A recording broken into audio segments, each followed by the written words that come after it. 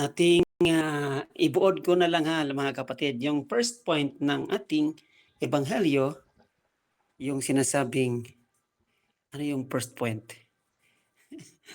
Yung first point, tandaan natin na, 'di ba siya ang tutupad, no, sa kautusan, si Jesucristo po ang tutupad sa kautusan at saka mga propeta. Okay? So, anong relasyon ni Jesus? Ito yung unang tanong. Anong relasyon ni Jesus sa kautusan at saka propeta? Ito ba'y pagbigay relasyon niya na gaya lamang kay Moses? Tandaan natin nga si Moses sa Lumang Tipan o sa Lumang Tipan, no? Yung ibig sa Old Testament. Si Moses po ay binigyan ng commandments. Ang relasyon ni Jesus sa kautusan, kaya ba siya ni Moses? O nakakahigit pa siya kay Moses? Okay? Ang relasyon namin niya sa mga propeta, ang mga propeta po ang silang tagapagtaguyod, ang ibang bibig o yung speaker, no, spokesman of God, na kung anumang nasulat sa kautusan at ituloy-tuloy nila alaala sa sangkatauhan sa Israel particular, no. Anong relasyon ni Jesus sa mga propeta? Kasi siya ang sakatuparan kung anumang sinasabi sa propeta at sa kautusan. Higit pa ba siya sa mga propeta? Okay. Ang first point po, yun po ang sagot. Yes po, nakakahigit ito ang relasyon ni Jesus sa mga kay Moses nga binigyan lang ng utos. Si Jesus naman ay kaisa sa Ama nga nagbigay ng utos, ang mga utos, di ba po? At yung naging spokesman o spokesperson ang mga propeta sa mga utos na yan, nang patuloy nga sila ang magpalaala sa Israel, ay galing naman ito sa Diyos Ama, kay Yahweh, ay galing naman ito kay Jesus, Espiritu Santo na sa langit. Di ba po? Di ba nakakahigit? Bakit ito ang unang punto diinan kong pansin? Kasi yung katuparan na gagawin ni Jesus sa lahat ng ibinigay niya kay Moses at sa mga propeta, ang katuparan kaganapan nito mula sa kalawakan, kalakihan ng utos hanggang sa kalitliitan, matupad niya iyon. Bakit matupad ni Jesus? Kasi nakakahigit ito. Hindi lang siya Mesiya. Ang Mesiya kasi, ayon sa mga hinintay ng mga Israelita, siya yung Mesiya politikal. Nga silang manalo sa lahat ng nasyon at forever ito. Di ba? Malupig ng Palestina hanggang ngayon, hindi pa sila nanalo kung kanino man, palagi ng gira, tuloy-tuloy pa rin ang gira, okay? Huminto, humupa, tapos balik na naman, okay po? So yun ang hinintay nila, political soldier, political na talagang makapangyarihan sa lahat na Mesiya. Hindi lang iyon. Hindi lang sa Mesiya na ganon, kundi Mesiya na Jesucristo. Jesucristo na tagapagligtas, hindi lang sa sangkatauhan Israel, kundi sa buong sangkatauhan at madala ito balik sa langit. Okay po? So, ito yon. Bakit idiinan ko itong pansin ang number 1? Kasi makapangyarihang Jesus ito, makapangyarihang Mesiya ito na hindi basta-basta lang tao. Okay? Kasi marami na ngayon na mga chismis, fake news sa mga bulaang propeta, mga sikta denominasyon na nagsabi na tao lang ito. At ganoon din ang sinabi ng mga Hudyo. Hindi po. Unang rason, number 1. Sa number 1 na point. Makapangyarihan sa lahat at siyang tutupad sa lahat na ito. Mayroon bang tutupad? Sa tanong na pangrason itanong lang na natin sa pagitan ng pagtatanong na ito ay isang rason. Mayroon bang tutupad sa lahat? Sa binigay ni Moses at sa binigay sa mga propeta? Mayroon bang tutupad labas ni Jesus o liban kay Jesus na tao? Mayroon ba? Wala. So hindi ito basta-bastang tao o Mesiya, political, kundi tao at Diyos at yung pagka-Diyos niya ay nakakahigit pa sa kanyang pagkatao. Kasi Diyos siyang makapangyarihan sa lahat. Kaisa ng Diyos Ama Yahweh at yung Espiritu Santo. Okay po? So, sa magitan ng unang punto na ito, diin ang pansin, lalo na sa yung mga Catholic faith defender, dalhin natin ito. Sa itong halimbawa ng kabanata nito, 3 bersito lang ito. Na kung sino mang tutupad at si Jesucristo iyan, hindi ito tao. At kung sino man nag-proclaim diyan na tao lang si Jesus at kapariho natin, o kung nakakataas man sa atin at hindi kapariho ng Ama at sa Espiritu Santo, si Jesus ay hindi makakatupad. Si Jesus ay hindi ugnay, hindi makakaganap sa lahat kung siya ay tao lamang. Okay? Tandaan natin, kung siya nakakahigit pa sa atin, anghel, espiritu, kung ano, tapos sasabihin pa na tao lamang, bagsak na sila. Mali na yan. Kasi dito pa lang sa chapter 5 na ito, sa first verse lang ito, mayroon bang tao?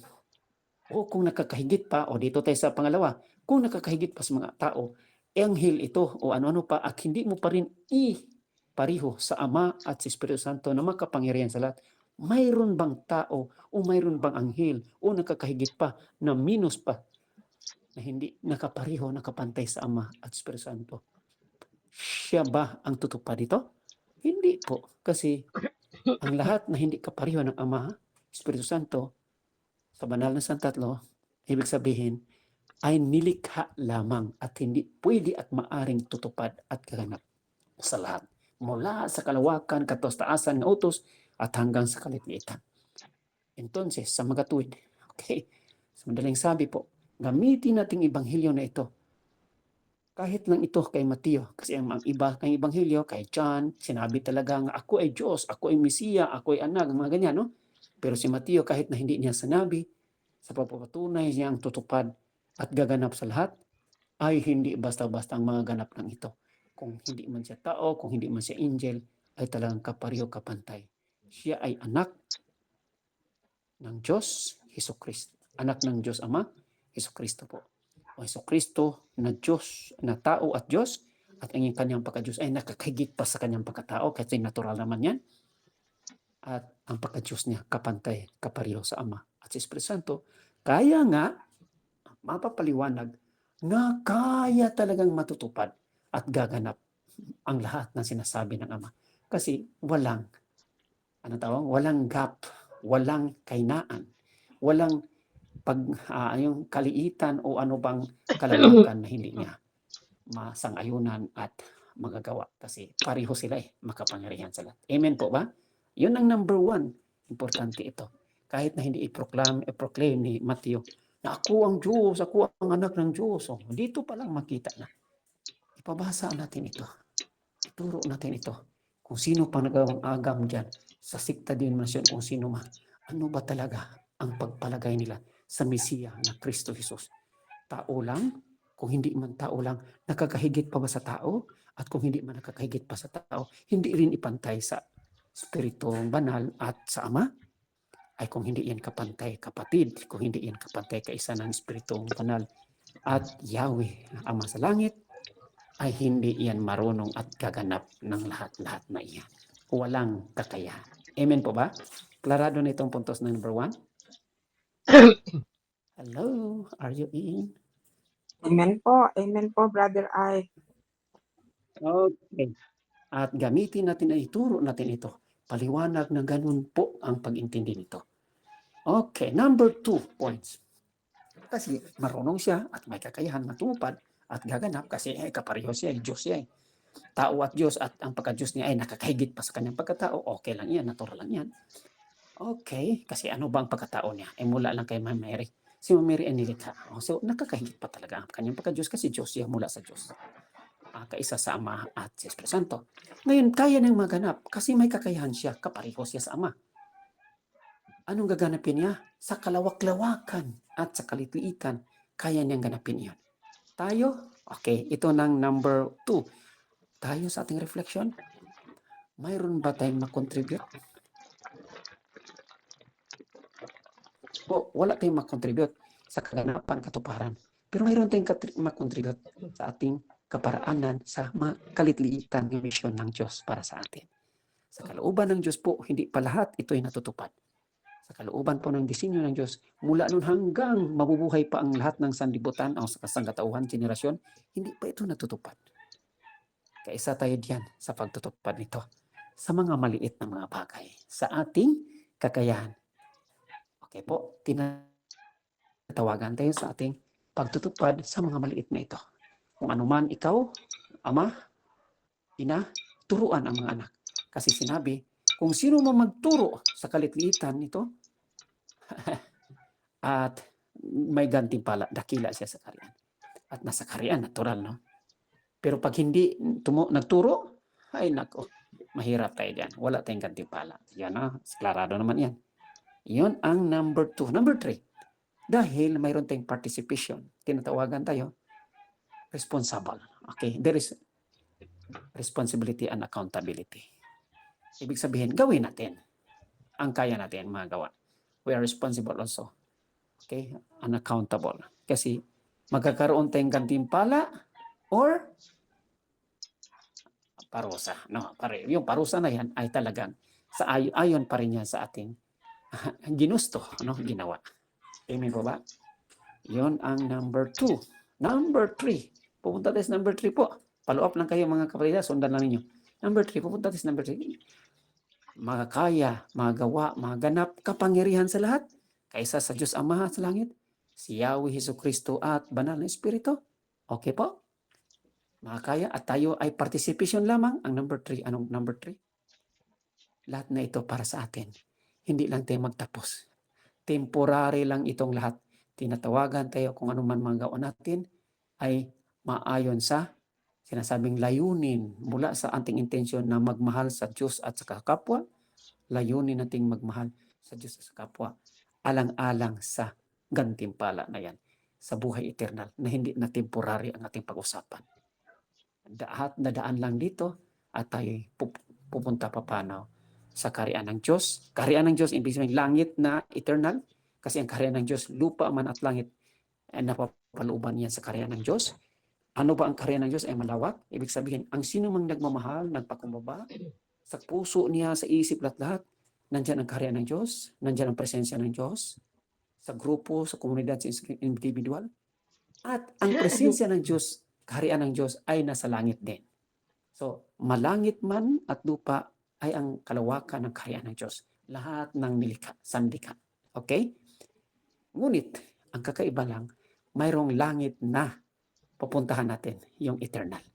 Na hindi lang dito, kundi langit talaga makapiling ang Diyos sa gantimpala nating na tayo'y mabuhay muli, gantimpala at mabuhay muli, makapiling ang Diyos.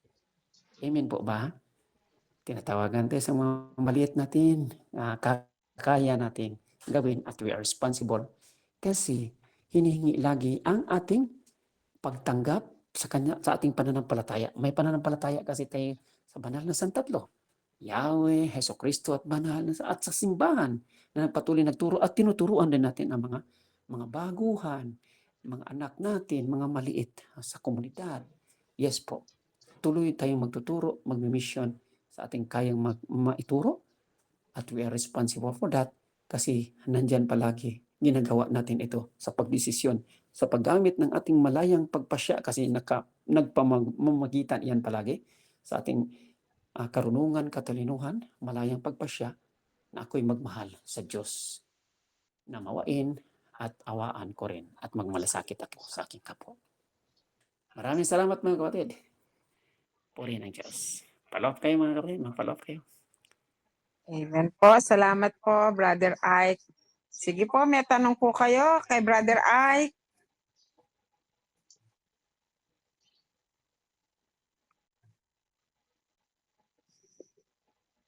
Mga kapatid, Brother Ike, wala pong nagtataas ng kamay. Wala po yatang itatanong kasi po naiintindihan. Kayo po kaya magtanong, Brother Ike. Okay, magpaloob tanong ako. Ganito ang tanong, simple lang.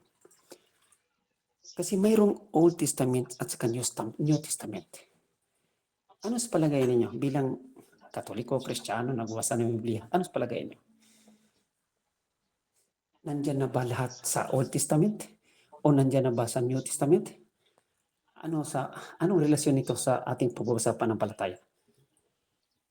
O maka-New Testament na tayo o maka-Old Testament na tayo? Ano ba tingin niyo mga kapatid?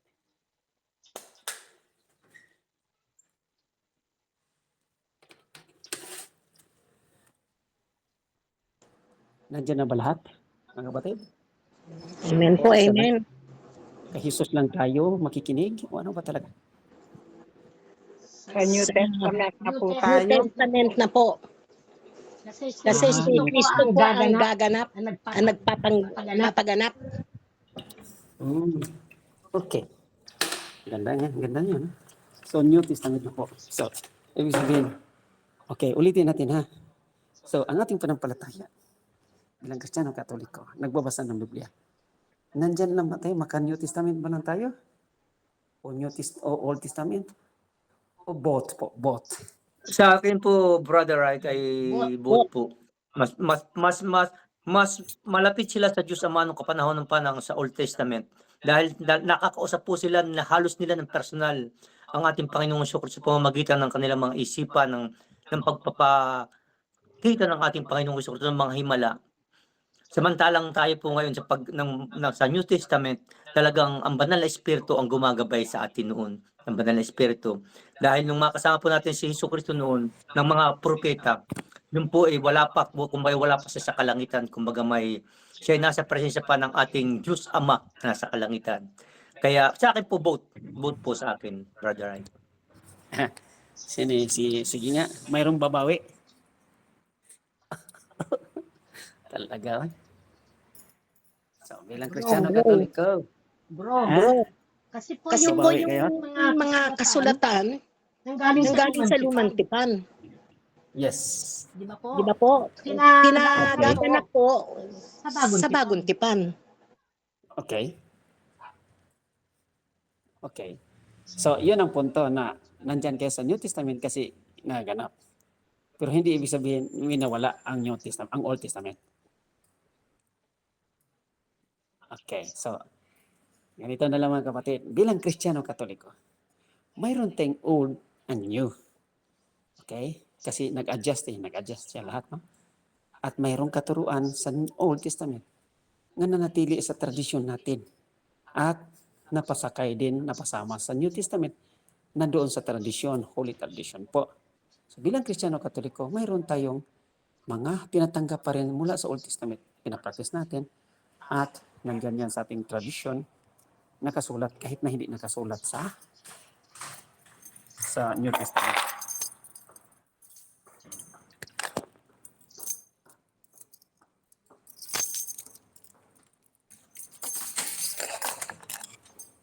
Kasi pupunta tayo sa bilang Kristiyano Katoliko, hindi lang ito.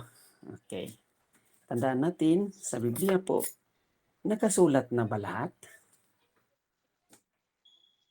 Sabi naman ni San Juan, sa last mga talata niya sa kabanata, hindi rin nakasulat lahat. Kaya nga, mayroon tayong nakabukod na tradisyon. So, pinapasa-pasa ang mga dasal, ugali, mga karunungan sa Old Testament na hindi nakasulat lahat sa Old Testament at hindi din nakasulat lahat sa New Testament. So bilang Kristiyano Katoliko, mayroon tayong nakabukod nga tradisyon. At sa tradisyon, sa Biblia na may Old Testament, mayroon pa rin nakabukod na nangangasiwa, yung sinabing magisterium, na nagtuturo nito. So, di ba buo? So, mayroong magisterium, tradisyon at Biblia. O di ba, hindi ka mapatiwara o mawala. Ang ganda no ng Kristiyano Katoliko. Ay pag tinanong tayong ganito, tapos sasagot tayong ganito, okay lang yan, sasagot tayong ganyan. Pero kung i-affirm natin ng Kristiyano Katoliko, yun pong tatlo. No? Tradisyon, nangasiwa, nagtuturo sa interpretation magisterium, sa Biblia at saka tradisyon. Nandyan po ang mga pari, bishops, okay? Nag-aaral, mga mahusay nating mga mangaral. Okay po. Pero pag tinanong tayo na general, na Biblia lang ba? Hindi po. At hindi lang lahat nakasulat sa Biblia. Mas lalo na, na hanggang ngayong kapanahonan na ito, marami pang hindi na isulat at maraming karunungan ang tao. Okay, nakikita, nababasa at na-apply sa buhay. At hindi lang pang temporal, kundi pang anong tawag doon? Panghabang buhay. So, nakakatulong. So, marami pala. Kasi that is yung gabay ng Espiritu Santo. Sabi nga ni Jesus, padala ko ang Espiritu Santo. Mula noong Pentecostes hanggang ngayon, ay ang Espiritu Santo ay gumagabay pa at nagpapatotoo pa at nagpapalakas pa sa anumang tinuturo ni Jesus, nagpalaala sa tinuturo ni Jesus, at abot kaya sa panahonan ngayon, hindi pa ma-explain ito. O di ba? Ang Espiritu Santo sa simbahan, sa mga nag-aral, sa kasaysayan, ay talagang malawak po ang gusto na ipaabot ng Diyos sa atin.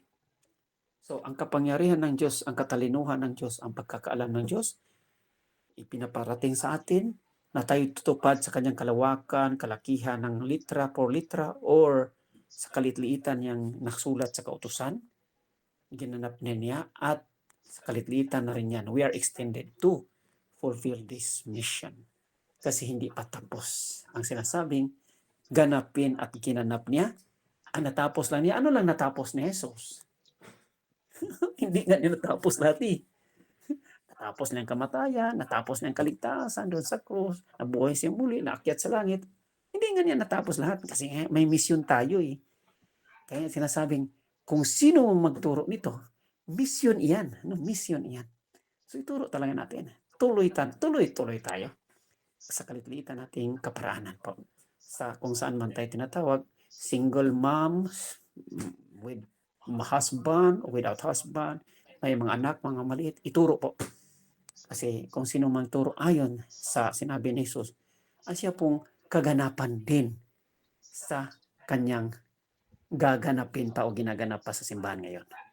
Sa gabay ng Espiritu Santo po, sa gabay ng simbahan, ay mabubuhay tayo sa gantimpala na iyan. Kasi nagpursige din tayo. Pagkaroon tayong magtuturo tayo, ibahagi natin, at ito'y panawagan. Okay, ito ng panawagan. Ang Biblia po, ang tradisyon o magisterium, ay instrumento lamang sa kaligtasan at tagapagligtas ito. Kasi nandiyan si Jesus, nakapagligtas talaga ito. At hindi ito kaligtasan lang para sa atin. Kahit na hindi man mabasa sa ang Biblia, di ba, yung katiting na litra na sulat sa Biblia, kahit hindi mabasa, ipabasa natin. Hindi lang sa Kristiyano, hindi lang sa Kristiyano Protestante, hindi lang sa mga Budista, Muslim, ipabasa natin. Bakit? Kasi salita ng Diyos ay hindi lang para sa atin, para sa nanampalataya, kundi hanggang sa kaduludruhan sa mundo. Sinabi nga, go to the world and, wala na yung multiply ha, go to the world and baptize them, teach them all.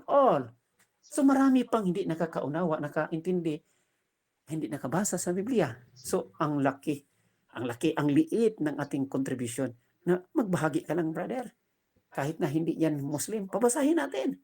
Sabihin natin, may salawikain ba kayo? May mga karunungan ba kayo ng mga salita?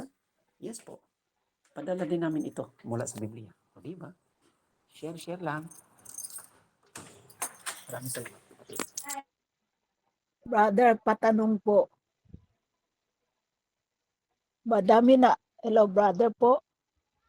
Madami kasing nagtatanong sa akin ngayon ng mga kabataan. Ang tanong po, paano daw po nagawa ang dasal ng Our Father? Minsan po, siyempre matanda na ako, naglapses na din, masyado malayo na yung pag-aaral na yun. Naya na din ako magsagot, baka mali din ang aking sagot. Paano daw po nagawa yung prayer na Our Father at saan po hango yun? At saka yung the I believe in God. Kasi di po ba yun ang mga unang dapat maging dasal natin, natututuhan ng mga bata. Yan lang po. Thank you, the old and the new one. Kasi ang mga kabataan ngayon, tinatanong ako kung paano ba nagawa ang dasal ng Our Father and I believe in God. And sino? How is it formulated? Paano po nangyari doon? Matanda na ako, hindi ko na ano yung mga dati. Sister, yes po, ang tanong po ay patungkol sa Our Father? Yung Our Father po, the prayer, how was it formulated? O paano daw po nagawa yon? And then, I believe in God also. Ang formulated sa Our Father po, nandyan sa Gospel ng Mateo at Lucas. Dalawa ang ang reference, evidence. Gospel ng Matthew at saka Lucas. Kay Luke, chapter 7 yata yan kay tingnan mo. Tingnan nyo. Our Father is po. Our Luke and Father Matthew. referring Matthew and Luke. Tingnan niyo ang sinong mag-google dyan? Matthew, Our Father. Google po, Google. Sa Old Tulungan natin. Testament yan. New, Is new, that new, in new. the Old Matthew. Testament? Sa No, New no, Gospel ng Testament lang. Matthew. Okay. Gospel ng Matthew, New Testament. Matthew. In time of Old Testament, wala pa po iyan. So, Ang the Our New Father po, ang Our Testament. Father. Oh. Our Father formulation sa Gospel po, New Testament. New Testament. Our Father. Dalawang referensya, Lucas at kay Matthew. Luke and Matthew. Dalawang libro po. Lucas at kay Matthew. Dalawang libro po. Matthew 6 po. Matthew 6. 9. 9 to 13. Okay. Matthew 6, 9 to 13. So, dalawang libro lang at hindi sa Old, kundi sa New Testament po. Okay. At sa chapter lang ng chapter 6 ng Matthew, 9 to 13. At sa Lucas po, sa Lucas. Tingnan natin Lucas. 10 ba yan o 11? Tingnan nga natin. Sa Lucas.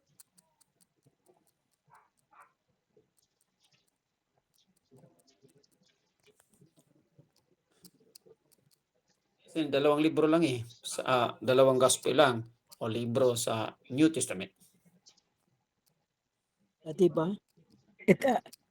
Brother, kung sa New Testament yan nangyari, ang Jesus and Mary is in the New Testament also. Paano nangyari na hindi kasali sa Our Father and I believe in God, si Mama Mary? No, ang Our Father sa isang chapter. Kang Hail Mary, another chapter naman. Kay Luke po. Ang Hail Mary full of grace, kay Luke yan. Wala sa Matthew. Sa Luke din. Isa lang ding libro, kay Luke. Hail Mary, full of grace, the Lord is with you. Nasa Luke yan. Luke chapter 1. Okay? Ang Hail Mary. Ngayon, ano pa ang tanong? Sige nga. Kasi baka magsabi sila nga, wala pala yan sa Old Testament. Nasa New Testament yan. At may mga libro nga pinagkuhanan dyan. Kaya nabuo nga ginawa na nating conclusion summary, binukod natin, ginawa nating libreto, rosary. Yung mga ganyan, rosary books, mga ganyan po. Kasi nandyan sa Biblia. Okay? Pero hindi lahat sa Biblia. Nasa New Testament lang. At hindi lang din lahat sa New Testament lang din. Mayroon ding referensya sa Old. Okay? So, okay yan. Sister, sino pang tumulong dyan? Yung Our Father mo na, sa St. Luke po, saan nakareferensya? Anong chapter? St. Luke, sa Our Father. Kasi iba kasing cellphone ginagamit ko ngayon. Ibig sabihin, pag ako nagsalita, hindi ako maka-internet. Ibig one way lang ito. Mahina kasing cellphone ko eh. Hindi kasi iPhone. Hindi ako nakapag-ipon. Buhay talaga. So, pag nagtotok ako, hindi naman siya maggana sa ibang yung apps. O ibig sabihin, hindi, kahit na online. So, ito lang. One way lang siya. One way ticket. Kailangan po, brother, dalawa talaga ang phone. So, sinong tumulong dyan? Our Father in the Bible. Reference, Matthew, mayroon natin, Matthew 6, 9, 13. Yung sa Luke po, sa Luke, St. Luke. Sino naka-scan na dyan? Tulong. Sa Luke, ayon kay Luke din. Our Father pa rin. Luke chapter. Brother, Lucas 11, 1 to 4 po. Okay, sa Lucas naman, sa pangalawang libro na referensya sa New Testament, yung Our Father, Lucas 11, 1 to 4. O, di ba, kompleto na, sister? Hinanapan ka na namin kaparanan, sister, ha? Mag-assignment ka talagang basahin mo sa Biblia yan. O, basahin mo sa Biblia. Ngayon, ang tanong sa Sikan, anong tanong sa Sikan? Yung Apostles' Creed? Nga nagawa sa buong basahin, ha? Ang Apostles' Creed po, ang Apostles' Creed, Alitre. Cuando arriba la señora. Anuncian delay. No. Okay, so yan, mayroon kasing dumaan kasi nasa trabaho lang. Okay na tayo mga kapatid. Yung Apostles' Creed naman, kasi pinag-isa-isa na lang kasi yan pinagsama-sama. So, lahat po ay nasa Bible yan. Nasa Bible. So, yung naging libreto o rosary guys natin, nasa Biblia naman yan. Okay? Hindi lang buo. Ibig sabihin, hindi na isa na nagsama-sama. Okay, kaya pinagsama-sama. Ang ganda lang kasi ng Katolik kasi hindi yung basahin natin ang Biblia sa kahit saan na lang ang gospel. Pinagsama-sama na para madali, mabilis. Ang Biblia, yung rosary, ay nasa Bible. Hindi naman natin makuha yan, magilap. Pupunta ka sa ibang chapter, pupunta ka sa ibang libro, at mabuo ang rosary. Ay, nandyan na Ginawa na nga ng mga pangunahin nating namumuno. O, inasimbol na. Okay? Pinagsama-sama na. So, ang Apostles' Creed ay mga panampalataya ng mga apostoles. Ay, natural. Kung panampalataya ng mga apostoles, nasa Biblia yan. New Testament. Nanampalataya ako sa Diyos Ama na sa langit. Nasa Biblia yun Bakit? Sino ba pinampalatayaan ng mga apostoles? Diyos Ama sa langit. Gumawa lumikha ng, di ba? Manlikha. Summary lang kasi yan, sister sinamarize, tapos pinagsama-sama. Okay ba? So, Okay kaya nga ba? yung sinasabing, yung rosary, huwag mong siraan. Okay? Kasi mali yan. Otherwise, ang sinumang hindi nag-rosary o sectarian denomination, tapos sisiraan nyo, ignorante kayo. Ganun lang yan. Ignorante kayo sa Biblia. Nasa Biblia naman yan. Pinagsama-sama na lang. Okay? So, ibig sabihin, bago magsira, bago mamuna, alam mo ba ang tanong mo? Saan galing? Sa Biblia pala pinagsama-sama sa Katoliko. Ang ganda, no? Ang galing ng Katoliko, no? In-arrange. Okay ba? Okay So, po. Kaya lang talaga sa Mass talagang hindi kasali ang rosary. Sa Mass. Ano po? Ang rosary hindi po kasali sa Mass, only the Word of God. Sa Mass. Sa Mass po, kakaiba din. Yung pag-Santo Rosario at pag-Santa Misa ay hindi pareho. Ibig sabihin, sa lahat ng mga formulated sa lahat ng mga rito o formulated o celebration, ang misa ang pinakamataas at nakalabas o hindi nasama ang rosary doon. Ang rosary ay rosary lamang. Okay? Sa lahat ng sumunod, sa lahat ng mga sumunod na formulated prayers, sumunod agad ang rosary. Diba? Wala namang iba. Marami tayong formulation. Sige nga, maglitany ka dyan o ano pa. Kung anong mga dasal-dasal mo dyan, mag-formulated individual personal prayer ka. Saan yan babalik? Nasa Santa Misa pa rin yan. Kung hindi man sa Santa Misa, nasa Rosary yan. Ganun lang po. So, matindi talaga. Ang galing ng pangunguna, yung leadership, yung guidelines, at pinagsama-sama ng mga nanguna talaga na namuno sa ating simbahan. O di ba? Arrange na at madali na lang. Tunay po yan, Brother Ike. Magaling. Biruin nyo, nagawa nila ang mysteries. Dati, the mysteries, yan ay nasa nasa New Testament din. Because kay Jesus yan, at saka kay Mama Mary. Naipon New Testament. nila lahat. Pinagsama-sama na. Paghirapan pa natin sarili natin. Kapatid, Justicia, kung sino pang mga kapatiran natin dito, magdala kayo ng Biblia, magdasal tayo ng rosary, patay. Ibig sabihin, bubukas ka doon sa kabilang chapter, Paano na iyan? Ang hirap Kasi brother, tanong nila kasi, di po ba marami nagsasalita na disciple tungkol dan sa ano na yan? Kaya that is collective opinion ng dati ng mga disciples, and then pinagsama-sama na nila into one. Yan. Pinagsama-sama sa Katoliko po. Sa mga leaders po. Okay? Yeah. Katoliko na nagsama-sama dyan. Yung may nangauna kasi tayo, mga may ninununo na tayo. Yung apostoles, disipulos, diba? Yung simbahan, leaders na naunang namuhay sa panampalatayang Katoliko. Ay, hindi tayo mahirapan. Dala-dala na lang tayong Biblia lahat. Hindi Magdala na lang akong rosary beads. Magaan na lang. Memorize ko pa. O, di ba? Pero galing yan sa Biblia. Di ba? Pag hindi mo memorize, ay mahirap yan. Pag hindi mo memorize, ay bubuklatin mong isa-isa ang Biblia. Nasa chapter kawan, Hail Mary, full of grace. Babasahin mo na naman isa-isa. Matsaw. Ang hirap Yun po. Salamat po, Brother Ike. Kasi meron kaming mga junior na mga Mm. member sa League of Mm. Eucharistic. Kaya lang, pag nagtanong ng ganyan, bakit natin dinadasal yung ganyan? Saan ba galing yan?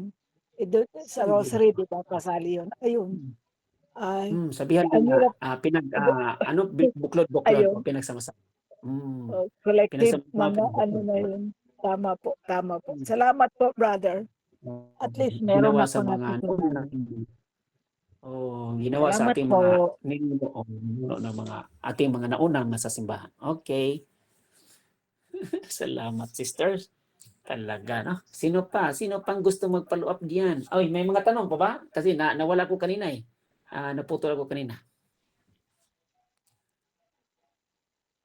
Mga Ano ba? kapatid, I-refresh niyo yung tanong kapatid kasi nawala ko kanina, naputol ako kanina. Okay na? Satisfied? If you are not satisfied, then call on God, no? Call on God and pray. Sige, magdasal na kayo sa Diyos. Pag hindi pa kayo satisfied, hindi pa kayo nakaunawa. Sige po. Maraming salamat. Ay, buhay talaga ang pananampalataya. Okay na? Okay na lang for this moment po. Okay na lang this moment. For this moment. Hindi naman natin buo-buhay intindihan natin lahat ngayon. Di ba po? Ang lahat-lahat na. Huwag naman. Maliit lang, kunti lang. Di ba po? Sabi ni Jesus kunti lang, tutuparin din natin. Okay? Mag-okay na kayo dyan. Pag hindi kayo okay, hindi rin ako okay. amen po, Sabi nga, Brother sabi nga Ike. brother, yung kaunti, pag tiyak sama-sama, marami din. Iga. Amen. Kaya nga. Pahirapan pa natin sa sarili. Simple na nga tayo nag-aral. Kung kami noon sa seminaryo nag-aral, kasi nasa loob kami ng seminaryo. Ibig sabihin, mula sa pagising namin sa umaga hanggang gabi, pag-aral yan. Nasa harap ka ng pag-aral ka seminaryo eh. So rigid ang pag-aral. Pero pag kayo o tayo, nasa labas tayo, may trabaho tayo, may natupak, may nalihan, may nalagaan na ibang trabaho. Hindi pa kunti-kunti lang. Huwag naman natin biglain eh. Yes po, Brother Ike. Unti-unti lang po at tuloy-tuloy naman. Wala pong tuloy-tuloy po ito. Araw-araw. Amen po. Yes. Hindi po pwedeng bigla. Pag kasi binigla mo, wala na po tayong uulitin. Hindi na po tayo mananabik ulit. Mainam po ito unti-unti habang may buhay. Sige po. Patuloy lang po tayong mag-aral. Amen po. Mayroon kasing seryoso talaga agad. Sa seminaryo nangyari yan at nabuang naman. Ibig sabihin, may kasamahan kami noon. Talagang grabe, serious talaga. Aral ng aral. Ay, mag-sports muna tayo. May panahon sa sports, may panahon sa dasal, may panahon sa aral. Magpausa ka muna. Hindi talaga, aral lang talaga, nabuang. Huwag naman. Kaya marami nabuang nagdala ng Biblia din. Huwag naman. Huwag tayong mapabangbuang.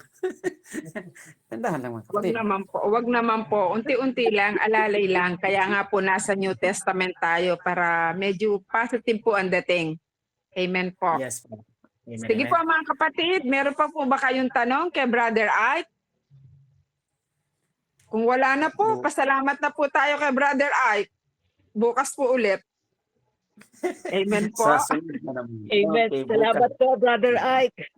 Basta subaybayan nyo kami. Subaybayan, magsusubaybay tayo doon sa Friends of the Bar kasi araw-araw naman yun sa Friends of the Bar. Okay? Maraming Okay. salamat po. Amen po. Salamat po, Brother Ike. Thank you, bro. Thank you.